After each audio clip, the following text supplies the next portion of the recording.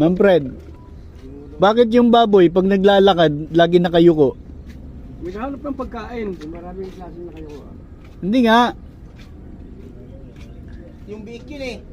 Hindi nga babig na o inahin o ano pa. Bakit ang baboy pag naglalakad lagi nakayuko, lagi nakaganon? Yung biik kasi pag nakayuko, pag naglalakad yun, nakayuko talaga yun kasi nahihiya sila sa nanay nila baboy. Oh, baboy din yung nanay. O, baboy na. Kaya ganon. Nahihiya sila sa... Kaya lagi nakayuko yung baboy. Nakayuko yung biik, yung biik. Oh. Pag naglakad yun, pero yung nakayuko yun, nahihiya silang... Ganun ba yun? Kasi ang nanay kasi nila baboy. Yun yung biik. Oo, yung biik. Talaga naman talaga. Ang dami talaga alam ng mga biker kapag ganito nagkakaumpukan eh no. Hindi yan nakakadiretso ng tingin. Oh. Sa kapwa nila, hindi nakakadiretso ng tingin yan. Nakayuko lang na nakayuko yan. Nakayuko lang siya. Hihirang-hiya